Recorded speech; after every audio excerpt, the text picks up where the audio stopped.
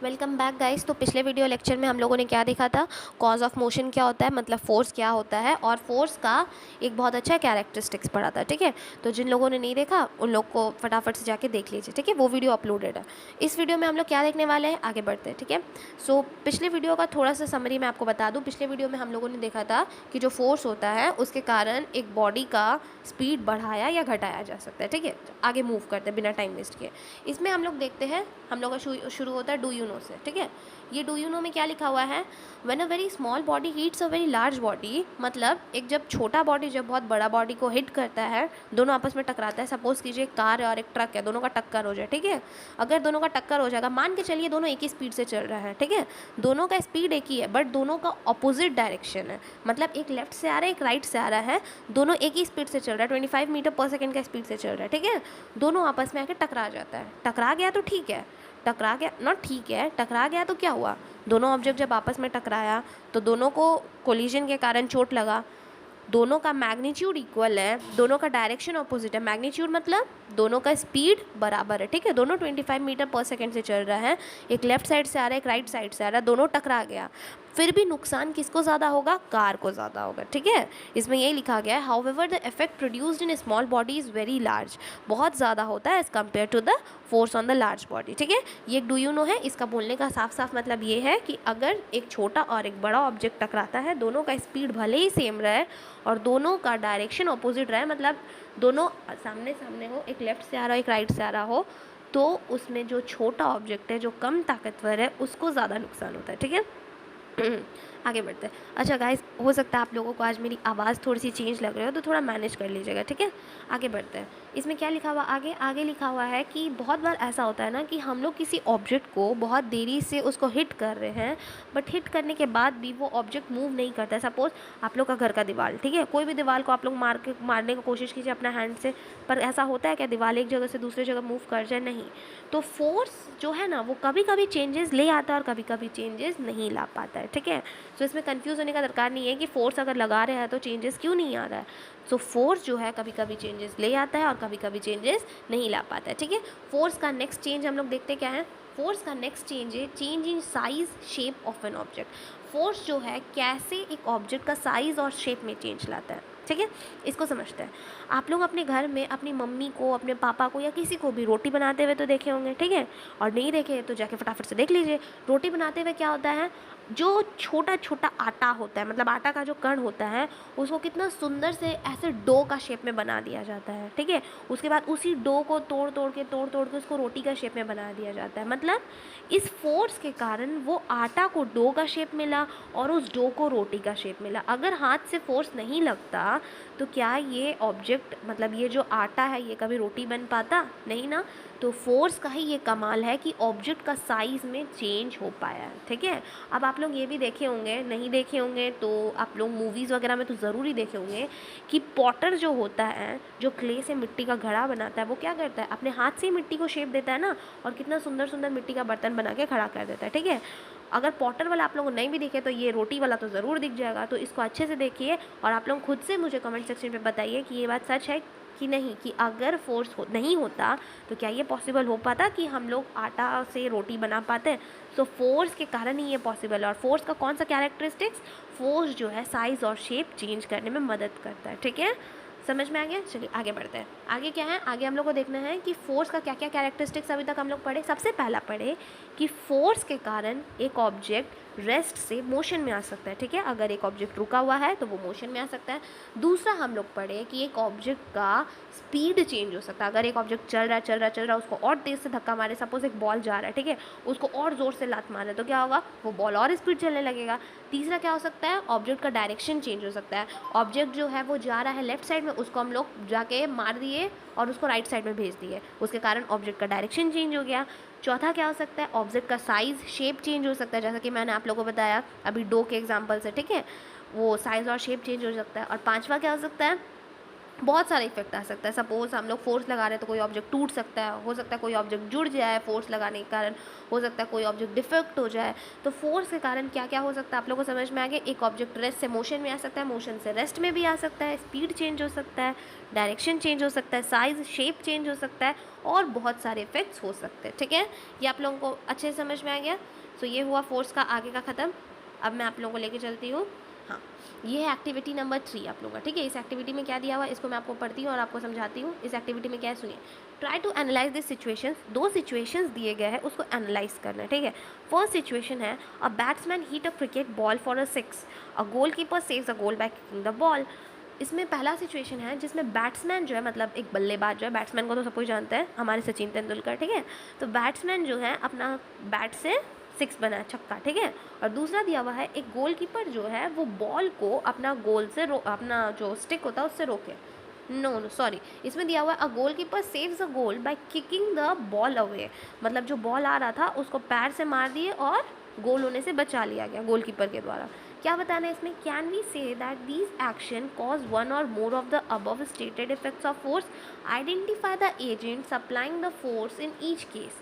Also try to identify the number of times the speed of ball changes. इसमें बताना है, सबसे पहला क्वेश्चन है कि क्या आप लोग बता सकते हैं कि इसमें कौन कौन सा एक्शन इन्वॉल्व हुआ है, या फिर एक से ज़्यादा एक्शन है, मतलब इसमें क्या क्या एक्शन इन्वॉल्व हुआ है। दूसरा बताना है ये एक्शन करने वाला कौन है, हु इज़ द एजेंट। ठीक है, जैसे सबसे पहला में कौन है, वो बैट्समैन है। ठीक है, और सबसे पहला क्वेश्चन क्या था कि इसमें can we say that these action cause one or more of the above stated effects of force.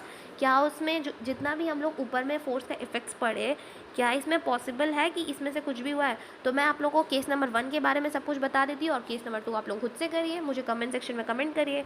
So case number 1 में क्या है, एक बैटमैन जो है एक बॉल को मार रहा है। ठीक है, छक्का मार रहा है। तो सबसे पहला मैं पूछ रहा है कि इसमें क्या हो रहा है, फोर्स का कौन सा इफेक्ट काम कर रहा है। तो इसमें क्या हो रहा है, एक बॉल जो है मोशन से आ रहा था और उसको हम लोग और तेज से मार दिया और उस बॉल का डायरेक्शन चेंज कर दिया। यही होता है ना, बॉल को फेंका जाता है, बॉल को उसका डायरेक्शन ही चेंज कर दिया जाता है बैट्समैन के द्वारा मार के। ठीक है, तो इसमें हम लोग को एक चीज़ तो प्रूव हो गया कि इफेक्ट ऑफ फोर्स में से एक इसमें भी काम हो रहा है कि change in direction of motion of the object. ठीक है, दूसरा क्वेश्चन हम लोग से पूछा क्या एजेंट कौन है, तो एजेंट कौन है इसमें, बैट्समैन एजेंट है, वही मार रहा है।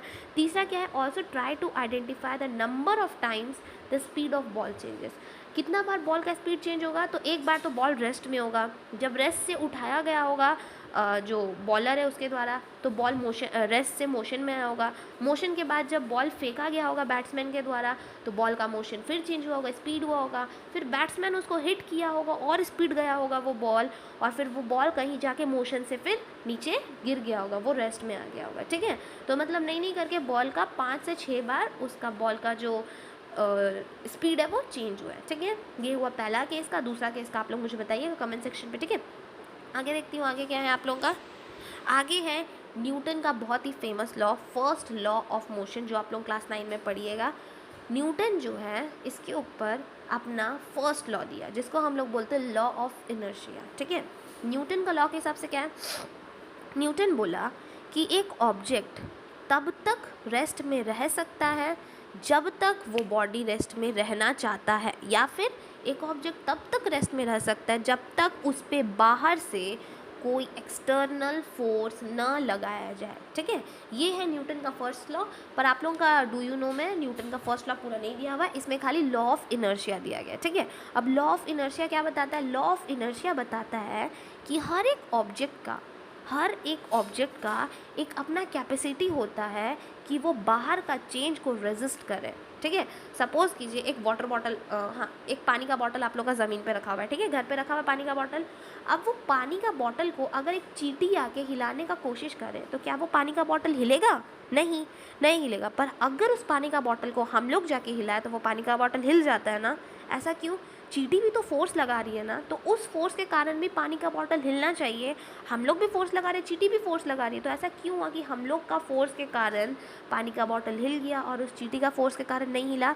यही है लॉ ऑफ इनर्शिया। मतलब जब चींटी फोर्स लगाती है तो पानी का बॉटल के पास इतना पावर होता है कि वो चींटी का फोर्स को रेजिस्ट कर सके। मतलब वो चींटी को ये बोल सके कि जाओ चींटी, मैं तुम्हारा फोर्स को देखूंगा भी नहीं, तुम जितना फोर्स लगा रही हो उतना ही मैं अपने आप से फोर्स लगा लूँगा खुद को बचाने के लिए। समझ में आया?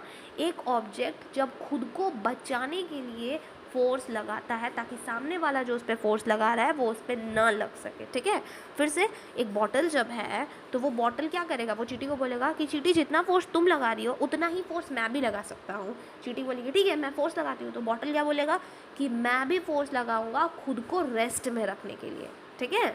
बॉटल क्या बोलेगा कि मैं भी फोर्स लगाऊंगा खुद को रेस्ट में रखने के लिए। तो ये जो बॉटल बोलेगा ना कि मैं भी फोर्स लगाऊंगा खुद को रेस्ट में रखने के लिए, यही है फोर्स रेजिस्टेंस का मतलब, यही फोर्स है जो एक ऑब्जेक्ट लगाता है खुद को बचाने के लिए, ठीक है। अब ऐसा नहीं है कि हम लोग जब बॉटल को उठाने जाएंगे तो बॉटल हम लोग के केस में फोर्स नहीं लगाएगा, नहीं, हम लोग जब बॉटल को उठाने जाते हैं तब भी बॉटल अपने तरफ से फोर्स लगाता है। बॉटल बोलता है कि मेरे पास फोर्स है तो हम लगाएंगे, पर होता क्या है कि बॉटल का फोर्स से ज़्यादा हम लोग के पास फोर्स होता है, ठीक है।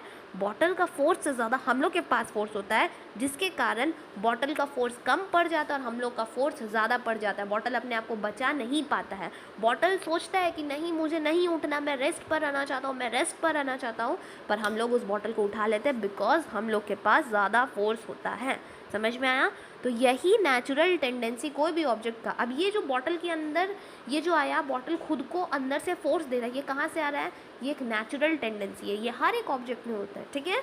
हर एक ऑब्जेक्ट में होता है कि वो जो काम कर रहा है वो उसी में रहना चाहता है। हर एक ऑब्जेक्ट, अगर एक ऑब्जेक्ट चल रहा है तो वो चाहता है वो चलते ही रहे, चलते ही रहे, चलते ही रहे। अगर उसको कोई रोकना चाहता भी है तो वो जितना हो सके अपने आप को बचाने का कोशिश करता है कि नहीं मेरे को चलना ही है। तो ये जो नेचुरल टेंडेंसी एक ऑब्जेक्ट का खुद को मोशन में रखने का या खुद को रेस्ट में रखने का, इसी को बोला जाता है लॉ ऑफ इनर्शिया, और न्यूटन इसको फर्स्ट लॉ ऑफ मोशन बोले, ठीक है। आप लोग क्लास 9 में इसको बहुत अच्छे से पढ़िएगा। अभी के लिए जान के रखिए कि यही है law of inertia. It means natural tendency of any object to resist any change in the state of rest of motion, ठीक है। एक ऑब्जेक्ट का रेजिस्टेंस मतलब एक ऑब्जेक्ट अपने हिसाब से अपने आप को बचाने के लिए, अपना स्टेट ऑफ रेस्ट और मोशन को बचाने के लिए जो फोर्स लगाता है, उसी को लॉ ऑफ इनर्शिया का नाम दिया गया, ठीक है। होप आप लोगों को ये बहुत अच्छे समझ में आ गया होगा। आगे बढ़ती हूँ मैं। इसमें आगे में क्या है, तो नेक्स्ट है आप लोगों का force associated with magnitude of force needed, factors associated with magnitude of force needed. कौन कौन से फैक्टर्स है जो फोर्स के साथ एसोसिएटेड है? तो ये बात तो आप लोगों को पता है कि अगर भारी ऑब्जेक्ट होगा तो उस पर ज़्यादा फोर्स लगाना पड़ेगा। मान के चलिए एक कार और एक ट्रक है, ठीक है। कार पे आप लोग 25 न्यूटन का फोर्स लगा रहे हैं और ट्रक पे भी 25 न्यूटन का फोर्स लगा रहे हैं, तो कौन जल्दी हिलेगा? कार जल्दी हिलेगा या ट्रक जल्दी हिलेगा? ऑब्वियस सा बात है, कार जल्दी हिलेगा। इसका मतलब हम लोग को एक चीज़ समझ में आ गया कि ऑब्जेक्ट में फोर्स किस पे डिपेंड करता है? मास ऑफ द ऑब्जेक्ट, और दूसरा डिपेंड करता है कितना हम लोग फोर्स लगा रहे हैं, मतलब मास कितना है ऑब्जेक्ट का, और दूसरा डिपेंड करता है कि हम लोग कितना फोर्स लगा रहे हैं, ठीक है। इसका मतलब एक साफ साफ चीज़ क्लियर हो गया। अगर एक ऑब्जेक्ट है, सपोज दोनों ही कार है, ठीक है, दोनों कार एक जैसा ही है, दोनों में कोई डिफरेंस नहीं है, दोनों में हम लोग 25 न्यूटन का फोर्स लगा रहे हैं, तो दोनों कार एक ही स्पीड से चलेगा, ठीक है। अब मान के चलिए कि हम लोग एक कार का स्पीड बहुत तेज़ कर दिए, एक कार को बहुत तेज़ी से चलाने लगे, तो क्या होगा? वो स्पीड और वो कार जो है और तेज़ भागेगा। इसका मतलब साफ हो गया कि फोर्स के लिए दो फैक्टर्स ज़रूरी है। सबसे पहले है कि ऑब्जेक्ट का मास क्या है, और दूसरा है ऑब्जेक्ट का स्पीड क्या है, ठीक है। इसमें देखते हैं आप लोग का बुक में एक बहुत ही अच्छा लाइन है जिसको मैं अलग से कट करके लाई हूँ। इसमें लिखा हुआ है, with this realise the mass of object, the value of change in speed are both the important parameters that determine the magnitude of force needed. इसका मतलब ऑब्जेक्ट का मास और ऑब्जेक्ट का स्पीड में चेंज, ये दोनों ही वो पैरामीटर है जो डिटरमाइन करते हैं कि ऑब्जेक्ट का फोर्स का मैग्नीट्यूड कितना है, मतलब फोर्स कितना ज़्यादा लग रहा है, फोर्स ज़्यादा लग रहा है, कितना ज़्यादा लग रहा है। तो ये पता करने के लिए हम लोग क्या करते हैं? सबसे पहले तो छोटा ऑब्जेक्ट और बड़ा ऑब्जेक्ट के बीच में डिफरेंस होता है। भाई अगर ऑब्जेक्ट जो है हल्का है तो उस पर फोर्स कम लगाना होगा, कम फोर्स में भी वो ज़्यादा काम कर देगा, और अगर ऑब्जेक्ट भारी है तो उस पर ज़्यादा फोर्स लगाना पड़ेगा। सीधा सा बात है। मैग्नीट्यूड मतलब क्या होता है? इस वर्ड में आप लोगों को कन्फ्यूजन हो सकता है। मैग्नीट्यूड का मतलब होता है फोर्स का नंबर। मैग्नीट्यूड का मतलब होता है नंबर, ठीक है। मैग्नीट्यूड मतलब नंबर। तो यहाँ पे बोल रहा है कि फोर्स, कितना फोर्स लगा, जैसे कि मैं आप लोगों को बोल रही हूँ 25 न्यूटन, 50 न्यूटन, 60 न्यूटन, तो ये जो 25 न्यूटन है, सपोज हम लोग को कोई बोला कि तुम्हारा कितना फोर्स लगा रहा, तुम्हारा फोर्स का मैग्नीट्यूड कितना है, तो मेरा फोर्स का मैग्नीट्यूड कैसे पता चलेगा? सबसे पहले हम देखेंगे कि वो जो ऑब्जेक्ट है जिस पर मेरे को फोर्स लगाना है उस ऑब्जेक्ट का मास क्या है। अगर वो छोटा ऑब्जेक्ट है, हल्का ऑब्जेक्ट है, तो ऑब्वियस सा बात है मेरा मैग्नीट्यूड कम होगा। दूसरा देखेंगे कि उस ऑब्जेक्ट का स्पीड में कितना चेंजेस लाना पड़ेगा मेरे को। तो सीधा सा बात है, अगर हमको फोर्स लगाना है तो हम ये दोनों चीज़ देखेंगे कि ऑब्जेक्ट का मास क्या है और दूसरा कि ऑब्जेक्ट का स्पीड में हमको कितना चेंज लाना है या फिर वो ऑब्जेक्ट का स्पीड कितना है। उसी से पता चलेगा कि मेरे को उस ऑब्जेक्ट पे कितना फोर्स लगाना है। ठीक है, तो एक ऑब्जेक्ट पे कितना फोर्स लगाना है कैसे पता चलता है? ऑब्जेक्ट का मास पे और ऑब्जेक्ट का स्पीड पे। ठीक है, आप लोगों को समझ में आ गया? सो गाइस, वीडियो को बिना लंबा किए मैं इस वीडियो को यहीं एंड करती हूँ। और अगर आप लोग इस वीडियो को लास्ट तक देख रहे हैं तो इसका मतलब आप लोगों को ये वीडियो ज़रूर पसंद आया है। हाँ, अगर आप लोगों के लिए आप लोगों के तरफ से कोई सुझाव है तो बेझिझक मुझे कमेंट सेक्शन पे कमेंट करें और मिलती हूँ नेक्स्ट वीडियो में। Bye bye guys.